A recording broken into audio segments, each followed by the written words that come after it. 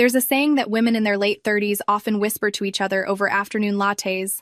The coldest thing in the world isn't the bitter winter frost, but lying next to the man you call your husband and feeling suffocatingly lonely.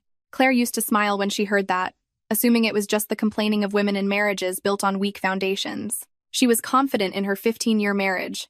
She was confident in her distinguished, high-powered attorney husband. Richard had always called her his rock, but tonight, she was the one freezing to death in that bone-chilling cold. Chicago was welcoming its first major winter storm of the season, with violent lightning tearing across the gray night sky. The grandfather clock struck 3 in the morning inside their sprawling mansion, located in one of the North Shore's most exclusive neighborhoods. The bedside lamp cast a weak yellow glow. Claire sat with her knees pulled to her chest on the corner sofa, her dark-circled eyes staring blankly at the man sleeping heavily on the California king bed. Richard Harrison, the husband she had dedicated her entire youth to supporting and caring for. He had stumbled home 2 hours ago, blind drunk. His expensive tailored dress shirt reeked of premium Cabernet, woven with a strange, lingering fragrance. It wasn't the overpowering, cheap perfume of a bartender. It was the crisp, clean scent of eucalyptus and lemon. It was a scent that usually hovered in quiet, peaceful workspaces. Claire was used to her husband coming home late. As a busy creative director at a top advertising agency, she understood long hours, but she never forgot to stay up waiting for him. She would always prepare hot lemon honey tea for his hangover, carefully unbutton his shirt, and wipe his face with a warm, damp towel. For 15 years, she considered that care a privilege of being his wife. But just as she leaned down to pull the edge of the duvet carefully over her husband's chest, Richard's large hand suddenly swung up, gripping her wrist tightly. The grip was so strong it startled her. She was about to softly ask what was wrong when, from the dry lips of that man, came clear, distinct syllables that pierced straight through her heart like 1,000 sharp needles. "Chloe, stop crying. If the clients push too hard, I'll handle it. I'm right here. Shh." Claire's heart seemingly stopped beating. The air in the massive master bedroom suddenly froze solid. The roaring thunder outside couldn't drown out the sound of shattering echoing inside her chest. That single name was short and weightless, yet it carried a devastating, destructive power. Chloe. The new 26-year-old paralegal who had transferred to Richard's law firm half a year ago. A girl with a meek appearance and a soft voice who always timidly called her Mrs. Harrison whenever she visited the office. Claire stood rooted to the floor. Richard's hand was still clamped around her wrist, his thumb subconsciously stroking her skin with a tender, cherishing motion. It was an affectionate gesture that, for a very long time now, he hadn't reserved for his legally wedded wife. In the subconscious state of his drunken stupor, the person he wanted to protect, the person he wanted to comfort, wasn't the wife who had endured the hardest times with him. Not the woman who stood by him when he was just a broke law student with empty pockets, but the little paralegal hiding in his office. Claire yanked her hand away with force. The sudden movement made Richard shift slightly, turn his back, and sink deeper into a senseless sleep. She backed away step by step, her bare feet stepping on the freezing hardwood floor. Women are naturally sensitive, but they are also exceptionally good at deceiving themselves. How many times had Claire convinced herself that her husband's minor changes lately were simply due to work pressure? The gourmet homemade lunches she painstakingly prepared every morning were always brought back completely untouched, accompanied by the excuse that he was stuck in meetings and just grabbed a quick bagel. The rushed phone calls hung up mid-sentence. The weekend evenings he locked himself in his study, typing away furiously on his keyboard instead of watching a movie with her. Even the deep navy blue tie she bought him for their anniversary was tossed carelessly in the corner of his closet. In its place were sleek, neutral-colored silk ties that Richard never had the aesthetic taste to pick out himself. Now, illuminated by a name blurted out in unconsciousness, all those trivial details instantly strung together into a cruel, razor-sharp picture of betrayal. Claire couldn't even cry. When pain reaches its absolute limit, it doesn't turn into tears, but rather into a terrifying numbness. She walked slowly to her personal oak desk, turned on a small brass reading lamp, and pulled a pristine sheet of white paper from the drawer. She picked up her Mont Blanc pen. It was the gift she gave him the day he won his first $1 million case. The gift he had brought back to his home desk because he claimed he was afraid of losing it at the office. The nib touched the paper. Steady, cold letters appeared. Petition for dissolution of marriage. She didn't need to calculate asset division, nor did she need to deliberate over child custody, because they had no children. For 15 years, she had sacrificed her chance to be a mother, swallowing countless bitter fertility treatments, all because Richard once said he wanted his career to be rock solid before having kids. He didn't want his children to suffer the impoverished childhood he had endured. She believed him, waited for him, and made his career the crowning achievement of her own life. Only for him, upon reaching the peak of his glory, to want to shelter a completely different woman. The next morning, the storm passed, leaving behind a stifling, humid atmosphere. At 7 o'clock, Richard stepped out of the bedroom, looking sluggish but freshly showered. He wore a crisp white dress shirt and was tying his tie as he walked into the kitchen. "Claire, where's my lemon honey tea? I have an early court hearing today." His voice was nonchalant, carrying the familiar demands of an overly pampered man. Claire was standing by the marble kitchen island. Today she wore a sharp charcoal gray power suit. Her long hair, usually left loose, was now styled into a sleek, immaculate French twist, exuding a sharp, icy aura. On the marble table, there was no hot plate of eggs and bacon, nor was there a glass of warm lemon tea. There was only a glass of ice water and a thin manila folder resting neatly in the center. "I didn't make any," Claire replied. Her tone was completely flat, without a single ripple. Richard froze, his thick eyebrows knitting tightly together. He walked over, pulled out a stool, and sat down, his face showing obvious irritation. "What's wrong with you?" "I was out late entertaining clients, I'm exhausted, and the first thing in the morning you give me this attitude. You're too used to giving orders to your staff, and now you're bringing that habit home." It was a familiar reproach. In the past, whenever he said this, Claire would hurriedly lower her voice, apologize, and quickly rush to make his drink. Many wives would choose patience to preserve family harmony. But today, Claire simply smirked, a bitter smile that cut straight to the bone. "Were you exhausted from entertaining clients, or were you too busy comforting a crying Chloe?" Richard's motion of pouring water stopped midair. The water spilled over the rim of the glass, pooling on the marble surface. The successful lawyer's complexion instantly turned pale. His eyes flashed with an undeniable, panicked shock. However, the instincts of a seasoned attorney quickly helped him regain his composure. He slammed the water pitcher down onto the table, creating a harsh, dry sound. "What kind of nonsense are you talking about? Chloe is my paralegal. She's fresh out of college, not quite used to the job yet, so clients give her a hard time. What's wrong with me helping out my employee? Why do you have to be so insanely jealous?" A smooth, ironclad defense, dripping with the logic of a master debater. But heartbreak doesn't require logic. Claire planted both hands on the table, leaning forward, her gaze piercing right through her husband's dignified facade. "Insanely jealous? Richard, you've been my husband for 15 years. The number of times you remembered I prefer my coffee black can be counted on one hand. But last night, blind, drunk, and out of your mind, you gripped my wrist, called her name, and told her not to cry because you were there to fix it. Tell me, does a normal boss feel so much heartache for an employee that he brings it into his sleep?" A terrifying silence engulfed the kitchen. Richard avoided his wife's eyes. His Adam's apple bobbed up and down. A wave of guilt washed over him. He knew he wasn't entirely innocent. He had never slept with Chloe. He had never crossed the physical boundary. But the private afternoon coffee runs, listening to the young girl vent about her family drama, the times he bought her expensive matcha lattes, the text messages asking if he was tired after work, which he constantly deleted in secret before stepping into the house. How could he dare drag all that ambiguity into the light? "You're overthinking this, Claire. It was just a stupid dream. How can you use drunken babble as a metric for loyalty?" Richard tried to salvage his last shred of pride. "True, drunken words don't define everything." Claire stood up straight, picked up the thin folder on the table, and pushed it toward him. "But your blatant neglect over the past year, the appearance of those silk ties you never bought yourself, your rejection every time I tried to be intimate, those things are enough to define this marriage." Richard looked down at the folder. The bold words "petition for dissolution of marriage" smacked him right in the face. The hand resting on his thigh trembled slightly.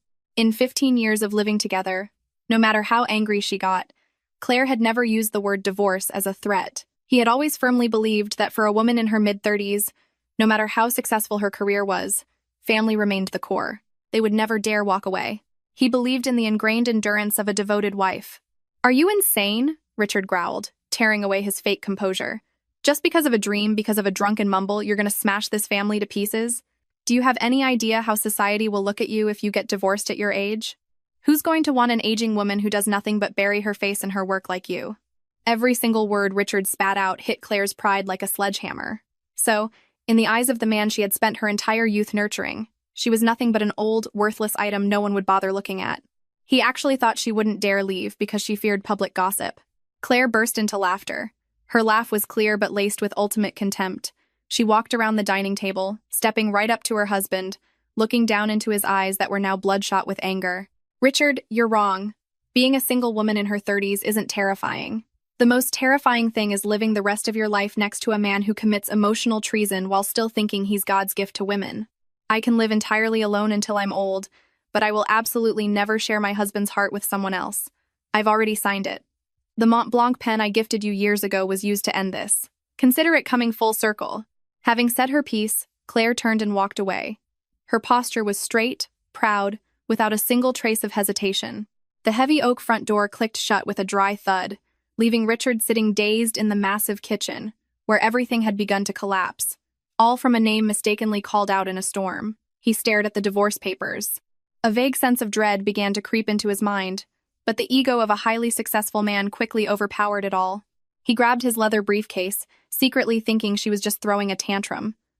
After a few miserable days living out there, she would automatically drag her suitcase back and beg for his forgiveness.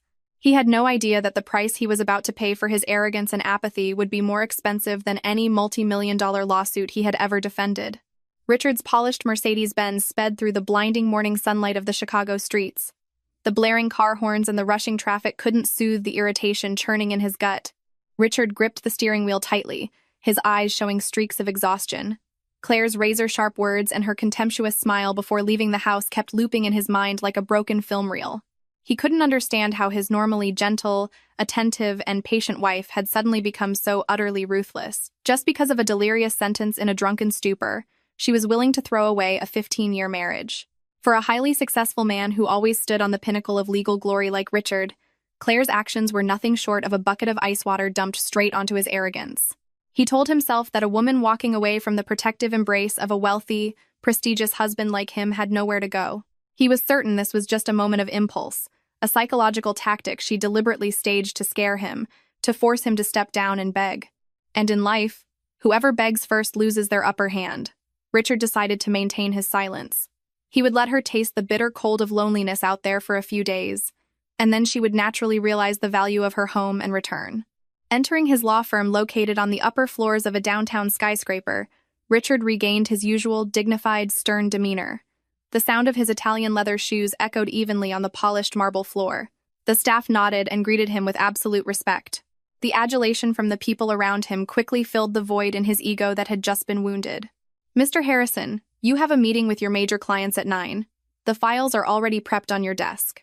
A soft, clear voice chimed beside his ear. Richard looked up to see Chloe standing there, hugging a stack of files, her smile bright and bashful. Today she wore a tasteful pastel blue pencil dress. Her silky dark hair fell to her shoulders, exuding a pure, delicate charm. The way she looked at him was overflowing with admiration. Looking at Chloe, Richard subconsciously let out a breath of relief. The suffocation in his chest from that morning seemed to vanish by half. This was exactly why, lately, he preferred being at the office rather than at home. Beside Chloe, he got to be the hero. He got to display the masculine prowess of a great, successful man.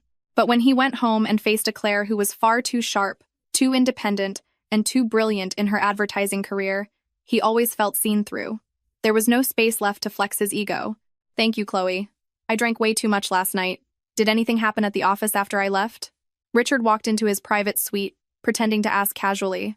Chloe followed behind, gently placing a cup of warm chamomile tea on his desk. She shook her head slightly, her large round eyes reflecting deep sympathy. "No, sir. Nothing happened. It's just that I noticed you've lost weight recently, and last night you had to deal with those demanding corporate guys until so late. I just feel so bad for you. Drink some warm tea to settle your stomach. You look very pale today." Those words, "I feel so bad for you," spoken by the young paralegal, made Richard's heart skip a beat. Chloe's gentle attentiveness was a sweet vibration that blurred the moral boundaries in his heart. He reached out to take the teacup, his fingers accidentally brushing against her soft hand. Chloe didn't pull her hand away immediately. She shyly looked down, her cheeks flushing pink. A sliver of guilt crept in, but Richard quickly brushed it away. He lied to himself that nothing had crossed the line between them. He was still a faithful husband in the physical sense, and this care was just professional camaraderie, a boss-employee bond. He had no idea that this workplace ambiguity was the most cruel weapon, slicing the heart of his wife sitting at home into pieces. While Richard was drowning in the fake sweetness at his office, in a high-end luxury loft on the west side of the city, Claire was standing before floor-to-ceiling windows, looking down at the traffic crawling like tiny ants on the streets below. This was a loft she had bought entirely with her own commission bonus from a massive ad campaign 3 years ago. It was a private asset she never thought she would have to use as a sanctuary after a broken marriage. The apartment was sparse, lacking much furniture. There was only one small suitcase of clothes she had brought with her that morning. Claire sat down on a single accent chair, holding her exhausted face in her hands. Her sharp morning makeup had been scrubbed off, revealing a pale complexion and eyes swollen from a sleepless night. In this moment, when she was completely alone within 4 cold walls, the resilient, proud facade of the creative director totally vanished. All that remained was a 35-year-old woman with a broken heart. The phone beside her buzzed relentlessly. It wasn't a call from Richard, but from Martha, her mother. Claire took a deep breath, tried to regulate her voice to sound as normal as possible, and hit the answer button. "Claire, honey, is something going on between you two?" Her mother's voice from the other end was full of frantic worry. "Richard just called me. He sounded panicked, asking if you came over here. I asked what happened, and he just stammered, saying you two had a little argument." Claire's tears suddenly spilled over, a heavy lump forming in her throat. Women are just like that. No matter how strong they are on the outside, no matter how much they command the corporate world in front of their mothers, they are just kids wanting to fall into their arms and cry out all their grievances. She bit her lip hard to stifle a sob, trying to keep her voice completely flat. "It's nothing, Mom. We just had a disagreement about some work stuff. I moved into my downtown loft for a few days, so it's closer to the agency for a new project launch. Don't worry so much. Just take care of your health, okay? Oh, please. You two have been married for 15 years. You both have gray hairs coming in.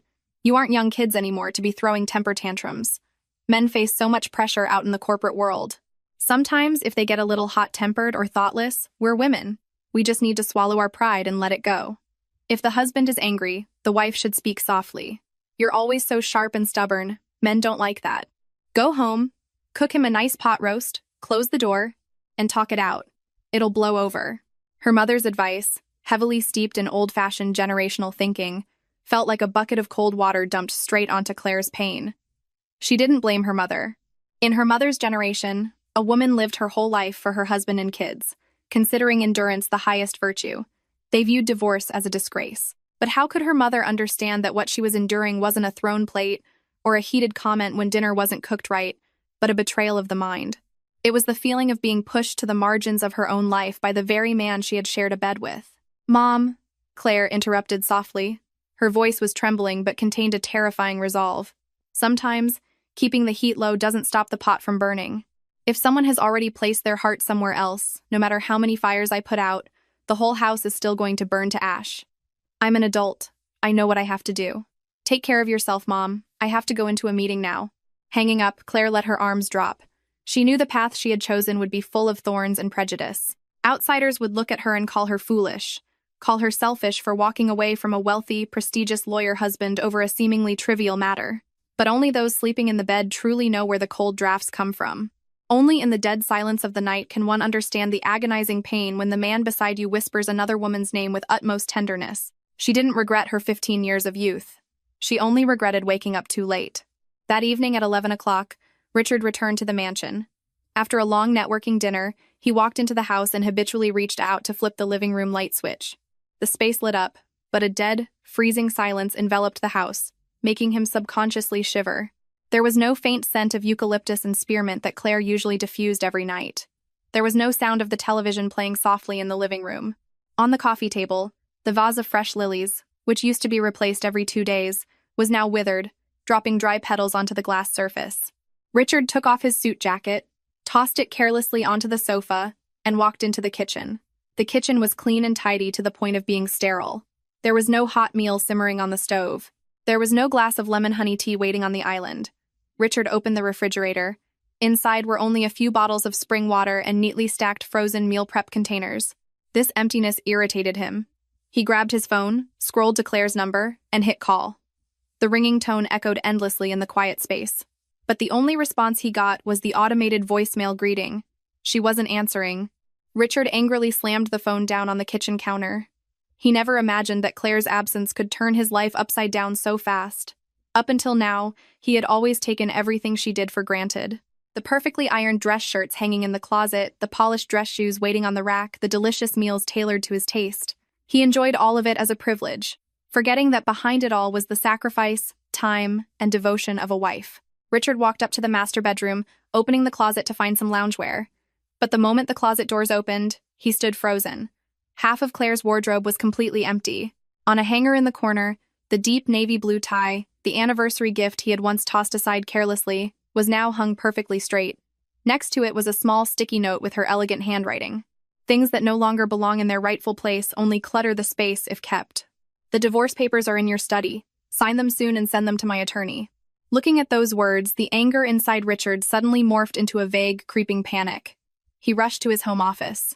On the luxurious oak desk, the petition with Claire's crisp blue ink signature lay silently under the desk lamp. He stared at the paper, feeling as if something intrinsically familiar, something absolutely certain in his life, was slipping out of his control. "Claire, you're really out of your mind. Let's see how long you can stay stubborn," Richard muttered through gritted teeth, trying to wave away the growing unease in his chest. He refused to believe she dared to walk away from it all. He thought she just wanted to see his remorse, wanted him to step down and beg to satisfy her pride. But who was Richard Harrison? He was a lawyer who had never lost in court. How could he bow his head to a baseless, dramatic tantrum from his wife? He shoved the petition into a drawer, locked it tight, and decided to ignore her. His silence and indifference would be his most ironclad answer, forcing her to realize her mistake and come crawling back. He had no idea that this very arrogance, selfishness, and apathy was pushing him down a bottomless abyss, where the price for his emotional betrayal would cost him absolutely everything he owned. A silent war between two women, a resentment-filled past, and a present full of traps were secretly encircling him, waiting for the perfect moment to crush the career and prestige he took so much pride in. A week passed as quickly as floodwaters washing away the topsoil after a hurricane. Richard's mansion still stood magnificent and imposing in the affluent suburb, but the vitality inside seemed entirely drained. Richard still hadn't signed the divorce papers. He had thrown them into the deepest corner of his desk drawer, as a way of hiding from the reality staring him right in the face. Every morning when he woke up, he still subconsciously reached over to the other side of the bed, only to touch a freezing, empty space and perfectly smooth, unwrinkled bedsheets. There's an old cliché that men only appreciate their wives when the laundry stops doing itself and the dinner table goes cold. That saying had been passed down for generations, and now it was applying to Richard with laughable accuracy. The white dress shirt he wore this morning, despite being quickly ironed by a part-time housekeeper, still had tiny, annoying wrinkles at the collar. His familiar leather-band Rolex watch was nowhere to be found, lost in some previous cleaning frenzy by Claire, forcing him to tear the bedroom apart in frustration. Everything in this house used to run so flawlessly he thought it was an automated system, until the operator quietly stepped away. At the law firm, the hustle and bustle of multi-million-dollar lawsuits couldn't mask the distraction of the senior partner. Richard sat in front of a massive stack of case files, but his eyes were glued to the light, silver-gray silk tie he was wearing. This was the tie Chloe herself had bought him yesterday to replace Claire's navy blue one. Chloe had handed it to him shyly with a note. "I think this color perfectly matches your aura." When he received the gift, Richard felt his chest swell with the pride of a conqueror. But today, looking at himself in the executive washroom mirror, he suddenly felt this tie looked out of place, slightly gaudy, and completely mismatched with his expensive bespoke suit. The refined, luxurious aesthetic taste that Claire had curated for him over 15 years wasn't easily replaced by the immature preferences of a girl in her 20s. "Mr. Harrison, Victoria from Vanguard Media Group is here for her appointment." Chloe's voice came through the intercom, snapping his wandering thoughts. Richard blinked, instantly regaining his professional demeanor. "Send her in." The heavy oak doors opened. Victoria walked in with the graceful stride of a powerful, successful woman. She was in her mid-30s, the same age as Claire, but beneath the face meticulously preserved with luxury cosmetics, there was an aura that was sharp, somewhat thorny, and deeply calculating. Victoria wore a form-fitting, deep red velvet dress, her stiletto heels clicking sharply against the hardwood floor. "Hello, counselor. Long time no see. You're looking a little thin these days." Victoria took the initiative to sit on the sofa opposite him, placing her Hermes Birkin bag to the side. The smile on her lips was perfectly measured, but her eyes were as sharp as daggers. Richard smiled politely, sliding a legal portfolio toward her. "Hello, Victoria. Work has been heavy lately, so I haven't been sleeping well. Let's get straight to the point. The commercial contract dispute for Vanguard Media has been reviewed by my team. We have a 90% chance of winning if the opposing counsel can't produce any new exculpatory evidence." Victoria was in no rush to look at the portfolio. She took a glass of water from Chloe, subtly eyeing the young paralegal from head to toe with a loaded gaze before turning back to Richard. Her tone shifted into a drawn-out, mocking drawl. When it comes to business, I completely trust your reputation. But lately, the media circles and my partners have been whispering a rather fascinating rumor. They say the golden marriage of top attorney Richard and creative director Claire is on the verge of collapse. Some even say Claire has already moved out of your North Shore estate. Tell me, Richard, is this true? You know, the image of a perfect family man heavily impacts your credibility in the corporate world. Richard's hand, which was holding a pen, froze. His face darkened in a split second. For a lawyer, having someone hold leverage over his private life to use as a negotiation tactic was an absolute insult. He looked up, his icy gaze locking onto Victoria's face. Those are just baseless rumors from people with too much time on their hands. My relationship with my wife is perfectly fine. Claire is just busy running a massive ad campaign, so she's staying at her downtown loft for convenience. Since when do you care more about my private life than the progress of your lawsuit, Victoria? Victoria burst into laughter, a ringing but freezing sound. Don't get defensive, Richard. Claire and I were high school rivals. I know her personality better than anyone. She's always been arrogant, stubborn, and absolutely refuses to share what is hers. I'm just worried you might slip up and lose such a brilliant wife. That would be a tragedy. She paused for a beat, her eyes drifting toward the silver-gray tie around Richard's neck, and smiled knowingly. By the way, your taste in ties seems to have changed recently, hasn't it? Looks younger, but perhaps a bit lacking in maturity. Having said that, Victoria stood up, grabbed the legal file, and turned to walk away. She didn't forget to drop a lingering, provocative remark at the door. Hope you sort out your domestic issues soon, Richard. No matter how much money and fame a man has, if he lets his own house catch fire, he's still just a failure. The door clicked shut, leaving Richard in a tangled mess of anger and paranoia. He had no idea that Victoria was the very person behind getting Chloe hired at his law firm through an elite corporate headhunter. Ever since their youth, Victoria had harbored a bitter jealousy toward Claire's intelligence and pride.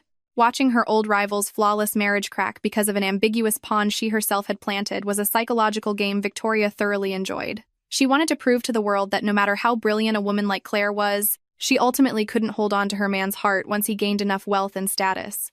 Meanwhile, at the offices of Apex Advertising, the work environment was tense. Claire stood in front of a massive storyboard, holding a dry erase marker, rapidly mapping out new strategies for the rebranding campaign of a major real estate conglomerate. Today she wore a commanding black power suit. Her elegant face was sharply contoured, completely masking any trace of exhaustion or heartbreak. The confident, decisive aura of the creative director made her subordinates both fear and admire her. Claire, here's the Phase 1 market research report. The clients are extremely happy with your creative direction. They want to officially sign the contract this weekend at the industry gala. A young junior assistant timidly handed her the file. Claire took it, skimming the numbers quickly before nodding. Excellent. Everyone stick to the timeline. Remember, in the advertising industry, if you're 1 second late, you're left in the dust. I won't accept any mistakes at the upcoming gala. When the staff left her office, Claire finally let her shoulders drop, leaning back into her executive chair. She looked down at the white gold wedding band on her left ring finger. The ring seemed to have gotten looser lately due to her rapid weight loss. When a woman steps into her mid-30s and faces the greatest crisis of her life, she doesn't choose to sit in a dark corner crying and cursing her cruel fate. She chooses to throw herself into her work, using busyness as a painkiller and career success as an impenetrable shield against the gossip of society. She suddenly remembered a familiar saying among experienced women: "Money you earn yourself brings peace of mind, but a man's heart, even if given freely, can change any day." She reached over and decisively slid the wedding band off her finger, dropping it softly into the red velvet box buried deep in her desk drawer. The soft click of the box closing sounded like a final declaration, cutting ties with the past. She was no longer the wife standing in the shadow of the great attorney Richard Harrison. From today on, she was just Claire, an independent, self-reliant woman with total control over her own destiny. Friday. The annual Corporate and Legal Industry Gala took place in the grand ballroom of a 5-star hotel right in the heart of downtown Chicago. Crystal chandeliers cast glittering light over gorgeous evening gowns and sharp tuxedos. Classical music drifted through the air, mixing with the clinking of champagne flutes and polite laughter, creating a scene of absolute luxury. Richard appeared at the gala looking as suave as ever, but the person beside him was none other than Chloe. Tonight, the young paralegal wore a pristine white evening gown, her light makeup highlighting her youth. The appearance of the two quickly caught the attention of many guests. Whispers and gossip began to ripple across the tables. People were used to seeing Richard with his highly respected wife, Claire. The sudden appearance of a young, unfamiliar face beside the famous lawyer naturally raised eyebrows. Richard tried to act nonchalant. He guided Chloe around to greet a few major partners. For Chloe, stepping into such an opulent space for the first time, she was both intimidated and wildly proud. Her hand lightly gripped Richard's arm, subtly asserting her hidden claim. Her reliance on him stroked Richard's male ego to the absolute maximum. He told himself this was the life he deserved, a life filled with gentle adoration, not dictatorial confrontation. But Richard's triumphant high vanished into thin air when the ballroom suddenly buzzed with the arrival of a new VIP. From the main entrance, Claire walked in. She was wearing a stunning sapphire blue evening gown with a high slit, flawlessly showing off her slender yet incredibly captivating figure. Her long hair fell in voluminous waves. Her bare shoulders and the diamond pendant sparkling at her throat made her shine like absolute royalty. Walking beside her was the CEO of Sterling Ridge Estates, her client, a highly distinguished and charismatic older gentleman. Claire smiled radiantly, striding confidently. Her proud aura completely eclipsed every other woman in the room, including the naive, fragile vibe of Chloe standing in the corner. Richard stood frozen in place. The wine glass in his hand trembled slightly. He stared at his wife, the woman he had thought just days ago would be suffering out in the cold. But no, here she stood before him, more beautiful, more radiant, and seemingly entirely untouched by the sorrow of a broken marriage. A wave of jealousy, anger, and bitter emptiness surged up, choking his throat. Seeing Claire walking past, Richard couldn't control himself. He stepped forward to block her path. His voice hurried. "Claire, you're here too. Why are you walking in with the CEO of Sterling Ridge without telling me?" Claire stopped. She looked at the man in front of her with a deadpan expression, devoid of resentment or anger, looking at him exactly as one looks at a stranger bumping into them on the street.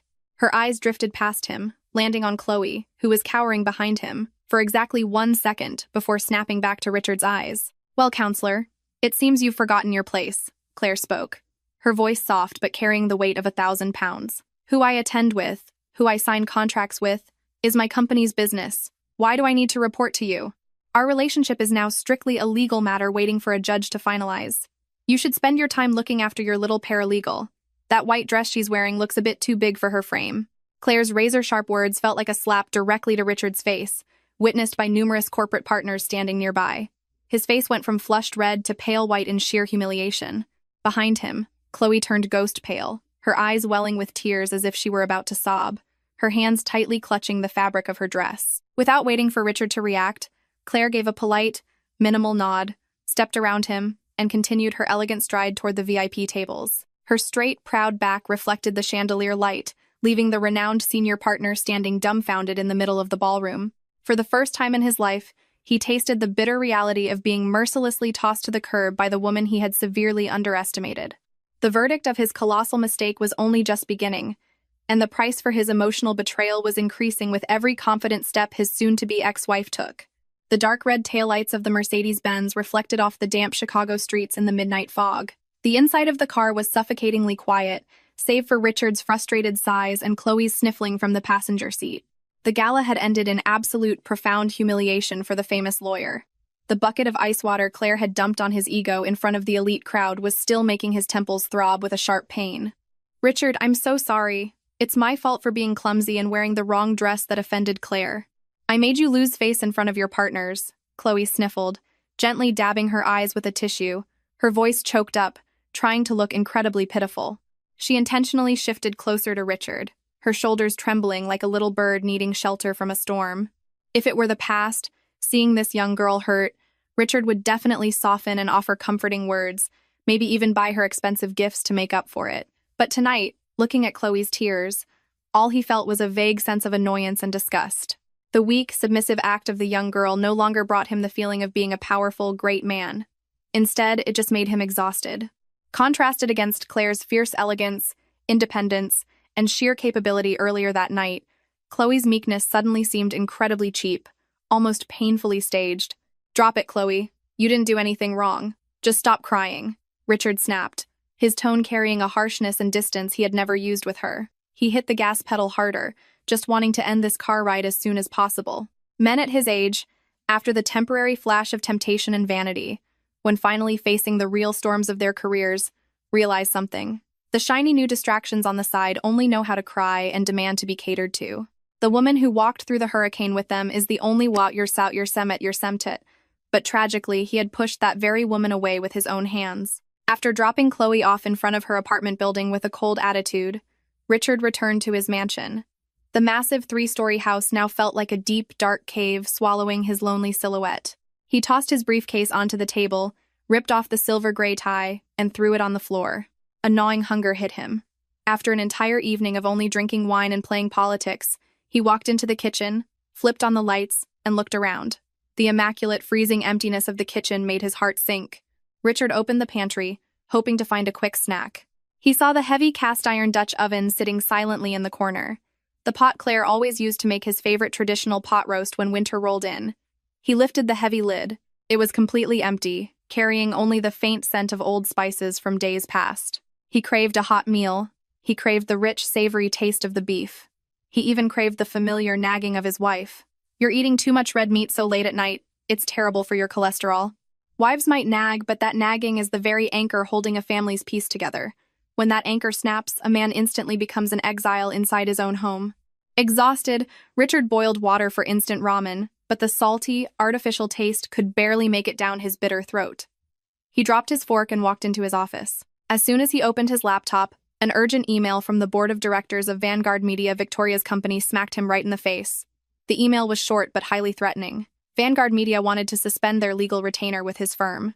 The reason explicitly stated was that the damaging rumors regarding the senior partner's private life were threatening the image of their upcoming corporate campaign.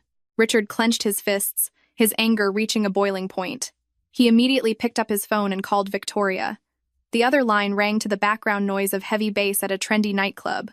It took a long while before Victoria's sharp voice answered. Well, counselor. Calling me at this hour? Did you miss your old friend?" "Victoria, cut the crap," Richard growled, unable to hide his fury. "What's the meaning of this email pulling the retainer? Don't think I don't know. You're the one who leaked the rumors about my separation to the corporate network. What exactly is your endgame?" Victoria burst into laughter, a cold, triumphant cackle. "Oh, Richard, you've been a lawyer for so many years. How can you be so naive? Me, leaking rumors? Where there's smoke, there's fire? If you hadn't hired a fresh-faced paralegal, hadn't taken her out shopping, hadn't called out her name in your drunken sleep, forcing Claire to pack her bags, who could possibly smear your name? I'm just in PR. I saw good material and capitalized on it. You should be blaming yourself." Richard choked, his chest heaving with suffocating anger. "Oh, and by the way, let me share some good news." Victoria lowered her voice, her tone turning pure venom. "I just transferred a massive portion of the Vanguard Media creative contract over to Apex Advertising, Claire's company. Claire is truly incredible. The second she dropped you, her career took off like a rocket. Women in their 30s, when they're no longer weighed down by a thoughtless husband, finally find their own spotlight. The game has just begun, Richard. You better hold on to your senior partner chair tight." She hung up. Richard sat paralyzed. The phone nearly slipped from his shaking hand. At this moment, a smart man like him finally began to see the blurry edges of the terrifying truth. He had walked right into a psychological trap orchestrated from the past. Victoria recommending Chloe to his firm was no accident. It was a vicious strike aimed directly at the vanity and desperate need for adoration of a successful man. She knew Richard wouldn't be able to resist the delicate admiration of a young girl, when constantly shadowed by a wife as fiercely brilliant as Claire. And if he slipped up even an inch, his 15-year marriage would shatter, dragging down the reputation and prestige he had spent his life building. While Richard was spiraling in panic, back at the Apex Advertising office, Claire had just wrapped up a project handover meeting with Sterling Ridge Estates. Every clause had been successfully negotiated. A multi-million-dollar contract was officially secured. Her team cheered in celebration, but Claire just offered a tired, faint smile. She waved her hand, telling everyone to go home and get some rest. When the office was finally empty, Claire stood up, walking toward the mini-fridge to grab a bottle of water. But the moment she stood, a sudden wave of severe dizziness hit her. Her vision went black, her entire body losing its strength. She stumbled, falling to her knees, one hand desperately gripping the edge of the desk to stop from collapsing onto the floor. Cold sweat drenched the back of her neck as she gasped for air. "Claire, what's wrong?" The office door swung open. Noah, the young office intern who handled logistics, rushed in, panic-stricken. He quickly caught Claire, helping her sit on the sofa. Looking at her pale, bloodless face and dry lips, Noah's eyes filled with deep sympathy. He immediately ran to get a glass of warm water with a packet of sugar mixed in, carefully handing it to her. Drink some water. I told you, no matter how busy you are, you have to watch your health. You've been eating takeout all week and staying up until 3 a.m. editing pitches. Even Superman couldn't survive this. Noah's voice was scolding, but full of genuine, raw care. The kind of honest, simple care that Claire hadn't received from her husband in a very long time. Claire took the glass, sipping slowly. The warmth spreading from her throat to her stomach brought back a sliver of clarity. She offered a weak smile. I'm fine, Noah. Just the stress lately, plus lack of sleep. My blood sugar dropped a little. Thank you. Noah looked at the brilliant but deeply scarred woman in front of him. He let out a sigh, pulling up an ottoman to sit next to her, his voice dropping into a solemn tone. Claire, I don't have much. I just work the bottom of the ladder here, but I've lived long enough to know one thing. For a woman like you, no matter how much money or power you have out there, at the end of the day, you still need a warm home to return to, carrying it all by yourself. Outsiders look at you in awe, but people who actually care about you just feel heartbroken. Some things, no matter how hard you try to hold on or fix them, if the foundation is rotting, you just have to let it go. A woman your age shouldn't fear wrinkles. She should fear her soul decaying because she lives next to someone who doesn't care. Noah's simple but deeply profound words felt like a cool breeze blowing through Claire's scarred heart. She looked at the young intern, tears involuntarily welling in her eyes. So, even a young intern could see her exhaustion and her pain. Yet the man who had shared her bed for 15 years only thought she was insanely jealous and throwing a tantrum. That laughable contrast only solidified her decision. She quickly wiped away a tear, nodding with a smile. You're right, Noah, I know what I have to do. Tomorrow, I'm ending this pointless waiting completely. The next morning, Richard arrived at the law firm in a horrendous mental state. The moment he walked into his suite, he saw Chloe sitting at her desk, staring at her phone with a terrified expression. Seeing Richard, she shot up, stammering, Mr. Harrison. Something terrible has happened. Richard frowned. His patience had completely dried up last night. What now? Spit it out. Trembling, Chloe held her phone out to him. On the screen was an anonymous post being shared like wildfire across corporate legal forums and LinkedIn circles. The post featured stealth photos of Richard and Chloe having private lunches. A photo of him wrapping his coat around her on a rainy night. There was even an audio recording of their ambiguous, flirtatious conversations in the office. The headline was sensational. Behind the facade of the perfect lawyer, workplace affairs and the betrayal of a loyal wife. Richard felt his brain explode. His entire body shook violently with rage and humiliation. The reputation and credibility he had spent 15 years building was trampled into the dirt in a single morning by the venomous hand of public opinion. Chloe, where did these photos and recordings come from? Richard roared, his eyes bloodshot and terrifying. He grabbed her by the shoulders, shaking her violently. Chloe broke down sobbing, dropping to the floor, wrapping her arms around his legs begging, I don't know, I swear I don't know. Wait, this is Victoria. Yes. Victoria told me to occasionally record your advice so I could review it at home and learn. I never thought she would use it to destroy us. Richard, please, you have to believe I actually care about you. I would never betray you. In her hysterical sobbing, Chloe accidentally revealed a world-shattering truth. Richard stumbled backward, looking at her with absolute disgust and horror. So the innocent, naive girl he always wanted to protect was, in the end, nothing but a pawn. A spy planted to monitor him. Her recent sweetness and attentiveness were all part of Victoria's revenge script. He burst into a manic laugh. A laugh dripping with bitterness and humiliation at his own arrogant stupidity. He had traded a brilliant wife for a cheap fling, only to end up with absolutely nothing. Right then, the office phone rang dryly. Richard moved like a robot to pick it up. On the other end was the cold, official voice of a clerk from the Cook County Courthouse. Hello, Mr. Harrison.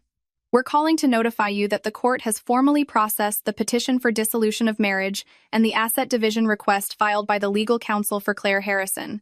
You are ordered to appear at the family court chambers at 9 a.m. next Monday for a settlement hearing. Have a good day. The phone slipped from Richard's hand, crashing onto the desk.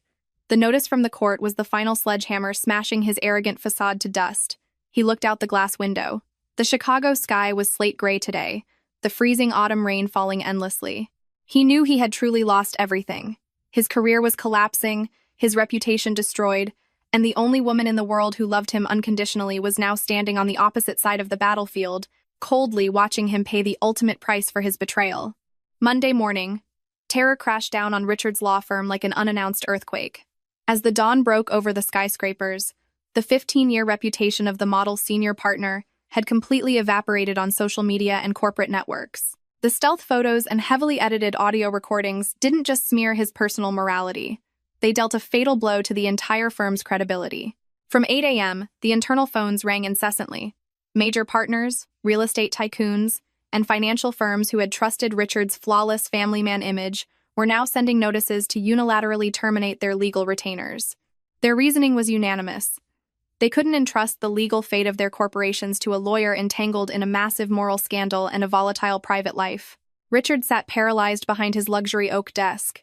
His face was gaunt, his eyes bloodshot from nights of insomnia. On his desk, the rejected case files piled high like a brick wall separating him from his past glory. A timid knock sounded. Chloe walked in with swollen eyes, her hands nervously wrung together. She was no longer wearing the glamorous dresses from the gala. She wore plain, simple office clothes, trying to shrink herself in the face of her lover's wrath. "Richard, Human Resources just handed me my termination papers. Please, you have to save me. I was set up by Victoria. I didn't mean to ruin you." Chloe sobbed, stepping forward to grab his sleeve. Richard yanked his arm away and roared, his voice hoarse with ultimate fury. He stood up, pointing straight at the door. "Get the hell out! Your fake weakness and greed turned me into a laughingstock. I was blind to think you were some pure victim needing protection. You're just a venomous snake Victoria raised to bite my career in half. Get out before I use the law to crush you." Seeing the ruthless cruelty in Richard's eyes, Chloe suddenly stopped crying. She wiped her tears, offering a bitter, contemptuous smirk. "Don't blame this all on me, Richard. If you were a loyal husband, if your ego wasn't so easily swayed by a younger woman, then even if Victoria planted 10 of me, it wouldn't have worked. You look down on me, but do you realize you're the most pathetic one here? You threw away the most precious gem in your life, your wife, and now you're left hugging a pile of ash. You're the one paying the highest price." Having said her piece, Chloe turned and walked out. The heavy door slammed shut, severing Richard's final delusion. Empty, alone, and panicked, he collapsed into his executive chair. He looked around the massive office. His eyes landed on the corner of his desk. 15 years ago, that was where Claire had placed a small, congratulatory floral arrangement on the day he opened his first tiny office. Back then, he was so broke he couldn't afford the lease deposit. It was Claire who had quietly taken her grandmother's heirloom diamond pendant, her only valuable possession, and sold it to hand him the cash. That night, she had hugged his thin shoulders and whispered, "Richard, I don't need you to be rich. I just need you to be a lawyer with integrity. As long as you never give up, I'll always be your strongest rock." That promise from the past felt like warm water flowing through his memories, yet it slashed his current heart like a serrated knife. That woman had loved him with her entire life, sacrificing her most precious things to feed his dreams. Yet when he reached the peak, he treated her sacrifices as a given. He sought the thrill of adoration from another woman. A crushing, delayed wave of regret suffocated him. Richard grabbed his briefcase and sprinted out of the office. He knew what he had to do. He had to find Claire. He had to beg for her forgiveness before the court hearing started. At the lobby of the Apex Advertising Building, the evening rush hour was chaotic. Employees flooded out, but Richard stood hiding behind a concrete pillar, his eyes locked on the central elevators. He was wearing a wrinkled suit, his hair a mess. He looked nothing like the famous attorney he once was. The elevator dinged. Claire stepped out. She wore a chic cream trench coat, her hair falling in soft waves, her aura incredibly regal and unbothered. Walking beside her was Noah, the young assistant, carrying a heavy stack of portfolios for her. Seeing Claire smile gently, listening to Noah speak, the fire of jealousy and loss in Richard's chest exploded. He charged forward, blocking their path. "Claire, stop right there. I need to talk to you." Richard was out of breath, his voice trembling. Claire stopped. The smile on her face vanished in a microsecond, replaced by the cold, distant look she had mastered lately. She gestured for Noah to step back, then looked straight into the eyes of the man she used to call her husband. Her tone was completely calm. "Mr. Harrison, I believe we have nothing left to discuss outside of what will be handled at the courthouse on Monday morning." "Claire, please just let me explain just one time." Richard took a step forward, trying to grab her hand, but she swiftly stepped back, rejecting him entirely. He lowered his voice in agony, his eyes begging. "I know I was wrong. I fired Chloe. I cut all ties with her. This whole thing was Victoria setting a trap for me. She wanted to destroy our family out of spite from high school. Claire, 15 years of marriage. We survived so much poverty and hardship together. Did you forget? Please give me one chance to start over." Claire looked at the man in front of her, a bitter smile gracing her lips. A woman who has survived a bitter betrayal isn't easily moved by belated oaths or the remorseful tears of a man. She remembered a saying heartbroken women whispered to each other. A woman only needs a man when she feels cherished. Once she's had to carry herself through the storm alone, his presence becomes nothing but dead weight. "Richard, do not use our 15 years together to excuse your selfishness," Claire said. Her voice was quiet, but cut like a razor straight into his ego. "You say Victoria framed you? Yes, she's toxic. She set a trap. But if your heart was clean, if you knew how to keep the boundaries of a married man, how could she have gotten those photos? How could she record those flirtatious words?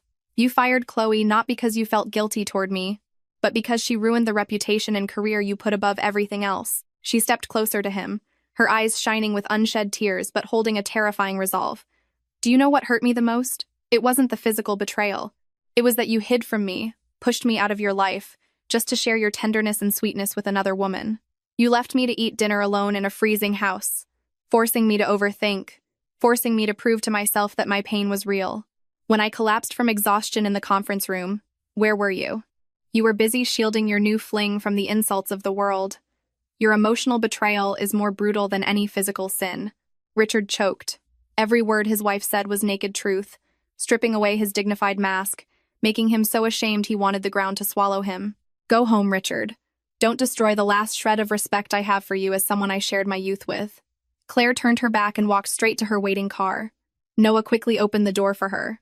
The car rolled away, leaving Richard standing alone in the chilling autumn wind. His shadow stretched long across the pavement, like a completely defeated general in a war he himself had started. Monday morning. The Chicago sky was draped in the heavy gray of storm clouds. The Cook County courthouse was bustling, but inside the family court chambers, the silence was so heavy you could hear the ticking of the wall clock. Richard sat on the left side of the table, wearing a crisp black suit, but his spirit was utterly broken. Sitting across from him was Claire, accompanied by her attorney, a stern, older man holding a thick stack of financial documents. Claire wore an immaculate white power suit. Her makeup was minimal, but she radiated a sharp, unwavering confidence. The judge, a woman in her 50s with kind but strict eyes, flipped through the dissolution petition and looked at them. "Mr. Harrison and Mrs. Harrison, you've been married for 15 years, a considerable amount of time. In the petition, the petitioner requests a dissolution of marriage, citing irreconcilable differences and a profound breakdown of the relationship. Mr. Harrison, as the respondent, what is your stance?" The court always encourages reconciliation if both parties can understand and forgive. Richard instantly stood up, his voice choking, his red eyes staring intensely at Claire. "Your Honor, I absolutely do not agree to this divorce. I admit that recently, due to overwhelming work pressure, I was thoughtless and neglected my wife. There were some ambiguous misunderstandings between me and my paralegal. But I swear before this court, I never crossed the physical boundary of a husband. I still love my wife. I want to make it up to her. For 15 years, we had no children. The fault was mine, not hers. I never blamed her once. Please give us time to reconcile." Hearing Richard's desperate pleas, Claire's expression didn't change. She subtly signaled her attorney. The lawyer stood up, respectfully placing a new file on the judge's desk, along with a small USB drive. "Your Honor, this is the evidence proving this marriage has been clinically dead for over a year." The attorney's voice was like iron. "On this USB are financial records proving that Mr. Harrison committed emotional infidelity and misappropriated marital assets to lease an apartment and buy luxury items for his paralegal, Chloe, hiding it under firm expenses. Furthermore, he repeatedly lied to his wife, using client dinners as an excuse to spend evenings out with her. The emotional trauma my client suffered was immense, leading to severe physical exhaustion and a recent hospitalization. We strictly maintain the request for divorce and the equitable division of assets. My client requests full ownership of the primary estate and 50% of the equity value in Richard's law firm, equating to the foundational support she provided to build it." Richard stared at the files in shock. He never expected Claire to have prepared everything so ruthlessly and comprehensively. The funds he secretly siphoned from the firm to help Chloe pay rent and shop Claire had tracked every single cent. The core of the brilliant defense attorney inside him shattered entirely against that ironclad evidence. The judge reviewed the evidence, her face turning stern. She looked at Richard, shaking her head with a sigh. "Mr. Harrison, you are a man of the law. You should understand this better than anyone. Betrayal in a marriage isn't just calculated by whether two people got into bed together. It's calculated by whether you gave your wife's unique place in your heart to another woman, hiding it and deceiving your life partner. Once a glass is shattered, you can't put it back together without seeing the cracks. She turned to Claire, her voice softening. Mrs. Harrison, do you truly not want to give him one more chance? Claire stood up, offering a respectful nod to the judge. Her eyes were calm but held a profound sorrow. Your Honor, for 15 years I gave him too much time and too many chances. I used to think that as long as I endured, as long as I sacrificed, the man beside me would understand and turn back. But his apathy and betrayal taught me an expensive lesson. A woman in her mid-30s doesn't fear starting over from zero. She only fears living the rest of her life next to someone who no longer values her. I signed that petition not because I hate him, but because I want to finally love myself. My decision is final. I ask the court to grant the divorce. Claire's firm, absolute declaration echoed in the chambers, severing Richard's final, fragile thread of hope. He slumped back into his chair, covering his face with his hands. Tears of humiliation and regret slipped through his fingers, hitting the cold wooden table. He had truly lost. Not in a courtroom defending a client, but in the courtroom deciding his own happiness. The price for his arrogance, selfishness, and neglect was now ultimate isolation and a permanent stain on his reputation. The strike of the judge's gavel rang dryly, officially closing the 15-year marriage of attorney Richard and creative director Claire. The divorce decree felt freezing cold in his hands. It was weightless, yet it carried a crushing gravity, entirely flattening the last spark of hope in his chest. The court awarded Claire the North Shore mansion and the equity equivalent of the sweat and tears she had poured into his firm in its early days. Richard had to pack his bags, leave the home he was once so proud of, and walk out as a total loser in both love and legacy. A month after the divorce, Chicago transitioned into late, biting autumn. The moral sentence and the price for his emotional betrayal began to seep into every corner of Richard's life in the most brutal way. His prestigious law firm was now practically a ghost town. The exodus of major corporate clients after the scandal pushed his firm to the brink of bankruptcy.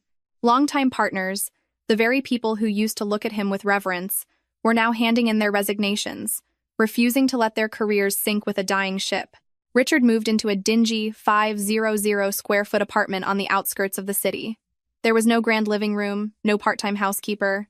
Everything in this cramped space radiated a messy, terrifying loneliness. Late one evening, after a day of wrestling with dissolution paperwork and breach of contract settlements, Richard returned home exhausted. He sluggishly flicked on the fluorescent ceiling light. A cold, bluish-white glare washed over the empty room. Richard walked into the tiny kitchenette, opened the bare fridge, and closed it with a heavy sigh. He saw a cheap electric kettle with a thick layer of mineral buildup at the bottom. Suddenly remembering the delicate ceramic teapot Claire always used to brew his chamomile sleep tea every night. How long had it been since he had a proper cup of hot tea when he got home? How long had it been since he had to face his burning stomach ulcers alone, without someone nagging him to take his medicine before eating? He fumbled with the stove, deciding to make some instant mac and cheese. The water boiling violently in the dead silence only amplified the absolute loneliness eating away at his soul. As he held the cheap plastic fork, tears suddenly spilled from Richard's eyes, dropping into the steaming bowl of fake cheese. They say that when middle-aged men lose their families, that's when they truly understand what it means to have nothing. He used to have it all. He had a devoted wife willing to sacrifice her prime for him. He had a peaceful sanctuary others dreamed of. Yet, just because of his selfishness, his greedy desire for the fleeting adoration of an office romance, he had smashed it all with his own hands. The price he was paying was something he couldn't afford to make right for the rest of his life. While Richard was sinking deep into the mud of regret and failure, Claire's life flipped to a brilliant, glowing new chapter. Walking away from a toxic marriage, the 35-year-old woman was reborn from the ashes. She no longer had to stay up late waiting for a thoughtless husband, no longer had to overthink and torture herself over office rumors. The aura of the Apex creative director grew more elegant, seductive, and fierce by the day. The massive campaign with Sterling Ridge Estates was a roaring success, elevating Claire's name to new heights in the corporate world. Her agency's revenue skyrocketed. Her team looked up to her with absolute respect and admiration. Claire wore the latest designer fashion, a radiant smile always gracing her lips. She was busy with board meetings and panels, but she never forgot to make time for herself and her family. One weekend afternoon, Claire drove her new SUV to visit her mother. Martha's small suburban house was bathed in golden autumn sunlight. The rich aroma of homemade pot roast wafted from the kitchen, making Claire's heart feel incredibly at peace. Martha looked at her daughter, seeing her glowing skin and confident aura, and let out a sigh of relief. Claire, honey, looking at you now, I know the choice you made was the right one, Martha said, placing a tender piece of beef on Claire's plate. I used to be so old-fashioned. I thought a woman just had to endure to keep the family together, afraid of what the neighbors would say. But now I get it. Living next to a man who doesn't value you, even if the house is huge and the money is endless, is just living in a fancy prison. You own your life now. You found your own happiness. I'm at peace. Claire smiled softly, holding her mother's weathered hand. Her voice was warm but full of lived experience. Mom, even if a woman is in her 30s, it's never too late to start loving herself. I don't regret the past and I don't hold any hatred for Richard anymore. I realize life is too short. Instead of wasting time crying over someone who betrayed me, I chose to use it to build my own value and bring joy to the people who actually love me. You can't unring a bell, and there's no point in trying. After the warm dinner with her mother, Claire returned to her downtown loft. She had bought a place with a small terrace garden. The white jasmine she had planted was in full bloom, releasing a pure, soothing fragrance into the autumn wind. She remembered the storm that night, the silent tears she cried alone by the cold kitchen island. All those painful memories had faded away, becoming a profound life lesson that made her stronger and more resilient. She stood on the balcony, taking a deep breath of the crisp air, clearly feeling the true freedom and peace flowing through her veins. 3 months later, on a freezing, drizzly Chicago winter afternoon, Claire had a client meeting at an upscale coffee house in the West Loop. After wrapping up the pitch, she walked her clients to their cars and stepped back inside, intending to relax for a moment before heading out. As she walked past the glass partitions, her eyes suddenly froze. Sitting at a corner table hidden behind some potted plants was a familiar figure. It was Richard, the man who had shared her bed for 15 years. The man who used to be a legendary senior partner. He was sitting there, looking so shocking she could barely process it. He wore a faded, worn-out peacoat. His face was gaunt, deep wrinkles of hardship etched into his skin. His hair was peppered with gray, even though he hadn't even hit 40. In front of him were not million-dollar legal briefs, but printed cover letters and an outdated laptop running sluggishly. Seeing Claire walk up, Richard jumped. He frantically stood up, clumsily trying to gather the papers on the table. His eyes flashed with ultimate humiliation and shame at letting his ex-wife see him in this pathetic state. "Claire, you're here?" Richard's voice trembled, harsh and raspy. Claire looked at him. Her eyes were completely detached. There was no gloating of a winner, nor was there the pity of an old flame. She gave a small nod and pulled out the chair across from him. Her posture was still perfectly confident, as flawless as a painting. "Sit down, Richard. It's been a while. You don't look like you're doing well." Richard hesitated, sitting down. He clasped his hands tightly together and shoved them under the table to hide his shaking. He looked at the woman across from him. The woman who once belonged entirely to him, now sitting so far out of his reach, like a star in the sky. Claire's radiant, sophisticated beauty only highlighted his own ruined, pathetic reality. I'm fine. Just a career transition lately," Richard lied, but his choked voice betrayed him. He dropped his head, unable to look her in the eye. Tears of shame threatened to spill. "Claire, I'm sorry. All this time, living alone in a freezing, empty room, I finally understood how you felt back then. I miss every meal you cooked. I miss every shirt you ironed. I even miss your complaining that I used to think was so annoying. I've paid too high a price for my stupidity. My firm dissolved. My friends and partners turned their backs. Even Victoria and Chloe vanished once they ruined me. I have nothing left, Claire." Claire listened to her ex-husband's confession. Her heart was completely at peace. She didn't interrupt him. When he finished, she gently pushed her warm cup of coffee toward him, her voice soft but holding absolute finality. "Richard, you don't need to apologize to me anymore. The sentence you're serving wasn't handed down by me or the court. It's the karma born from your own apathy and betrayal. Men often make the mistake of thinking that as long as they don't get into someone else's bed, they've perfectly fulfilled their duties as a husband. You forget that a marriage doesn't fear poverty or struggle. It fears silence, and it fears ignoring each other's sadness.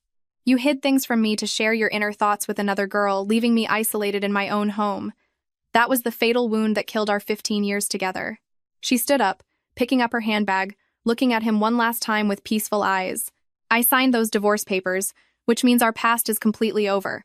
I don't hate you, and I don't wish for your suffering. You're a good lawyer. If you stumble, if you have the drive, you can start over as a better, more decent man. Live in a way that, later on, you won't have to be ashamed of yourself. Goodbye, Richard." With that, Claire turned and walked away. Her proud, straight silhouette caught the warm glow of the cafe lights. She stepped out into the freezing drizzle, getting into her waiting car. Richard sat frozen in place, watching the taillights of her car disappear into the busy Chicago traffic. He knew that in this lifetime, he had truly lost his one and only treasure. The woman who had walked with him through the days of having nothing would never come back. This life sentence of conscience would follow him forever, reminding him of the exorbitant price of betrayal and neglect. The story of Claire and Richard comes to a close, leaving us with deep echoes and incredibly valuable life lessons about the meaning of marriage. In everyday life, how many marriages are falling into this exact scenario? A husband frantically chases the glimmer of money and status, indulging in the temporary adoration of young office flings, while completely forgetting the devoted wife silently sacrificing in their kitchen. They think simply bringing home a paycheck is enough. They think a woman's endurance is a given.